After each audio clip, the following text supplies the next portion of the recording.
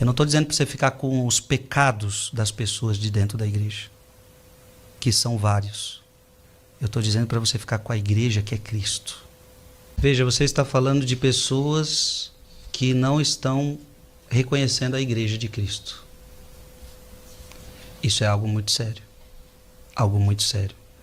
Mateus 16, 18, leia. Vamos lá. Eu te declaro, tu és Pedro.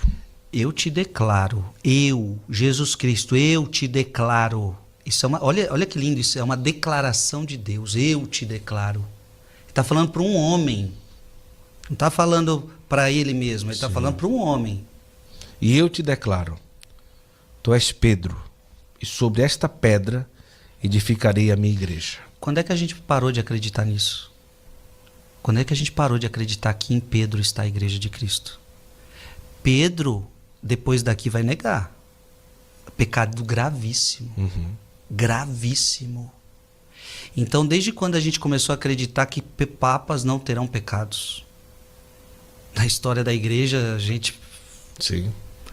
Quem de nós não tem pecado, Guto? Então quer dizer que o Frei Gilson é padre porque ele não tem pecado nenhum? Quem disse isso? Aqui, a gente leu hoje, aquele que diz não ter pecado é mentiroso. Sim.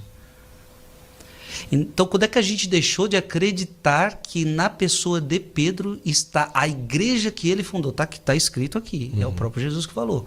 Jesus não falou que depende do Pedro. Depende do Pedro que tiver à frente.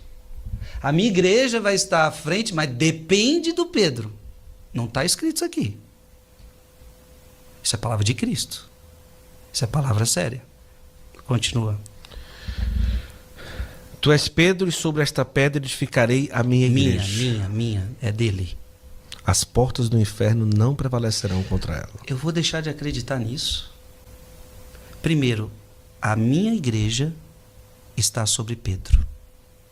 Historicamente, o Papa Francisco é sucessor de Pedro. Eu não consigo deixar de acreditar nisso. Não consigo. Por causa desse evangelho. E ainda com uma promessa que ninguém vai destruir essa igreja. E para as pessoas que acham que o pecado de um homem é capaz de destruir uma igreja, essa igreja seria muito fraca para um pecado de um homem conseguir destruir toda uma igreja. Então, essa palavra é de uma promessa incrível, de uma autoridade incrível que Deus depositou sobre os homens, mas com certeza ele deu esse poder, mas ele sabia o que ele ia assessorar, ele sabia que o Espírito Santo, que ele mesmo ia cuidar dessa igreja. Depois, Efésios capítulo 2. Efésios capítulo 2, versículo 20. Edificados sobre o fundamento dos apóstolos. Olha isso. Edificados sobre o fundamento dos apóstolos. A nossa igreja, ela não é fundamentada... Ela tem fundamento. Sim. A nossa igreja tem fundamento. E fundamento da igreja católica se chama apóstolos. E os sucessores dos apóstolos. E profetas, tendo por pedra angular o próprio Cristo Jesus. Aí que está o mais bonito, né? A pedra angular é o próprio Jesus Cristo. Os apóstolos são os fundamentos, mas a pedra angular é Cristo. Ah, mas os apóstolos têm pecados, mas os apóstolos também tinham. Ei, a gente vai começar a ver pecado de apóstolo? Pedro nega, Judas trai, mas e os outros? Parece que não tem pecado? Claro que tem, vai ler a Bíblia direito, você vai ver que um era estourado, o outro queria tacar fogo nos outros, vamos tacar fogo nesse povo. Tinha vários pecados ali envolvidos. E outra, o que a gente tem que entender é que a Bíblia não conta tudo. O que Jesus falava com cada apóstolo pessoalmente? Jesus que conhecia os pecados de cada um. Imagina o que Jesus falava para cada um deles. Ei,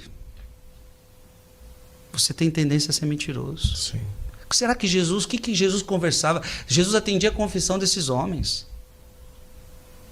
Não há nada que ficava oculto a Cristo. A gente acha que o que aconteceu só está na Bíblia. Não está só na Bíblia. Então parece que os apóstolos eram todos santos, que ninguém errou. Só Pedro e Judas erraram.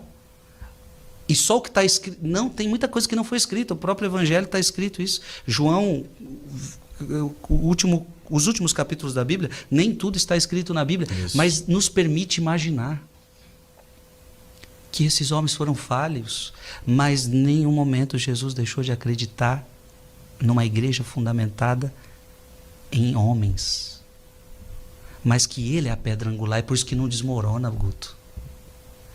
Porque às vezes o fundamento tem umas rachaduras, tem um que é meio fraco aqui, outro fraco ali, mas a pedra principal é Cristo.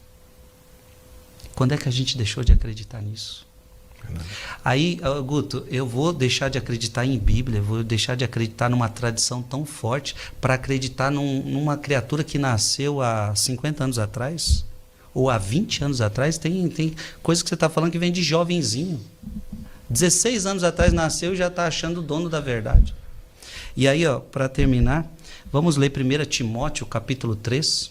Todavia, se eu tardar, quero que saibas como deves portar-te na casa de Deus. Como deve se portar na casa de Deus, que é o quê? O que é a casa de Deus? Que é a igreja de Deus vivo. A igreja do Deus vivo.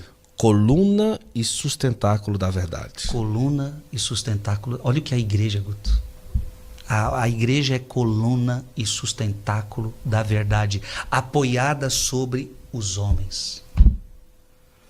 Olha a riqueza que eu estou aqui na minha mão, o Catecismo da Igreja Católica, feita por um dos apóstolos de Jesus, um dos sucessores de Pedro. João Paulo II nos deu esse presente aqui. Me diga o que aqui está contrário à Bíblia, me diga.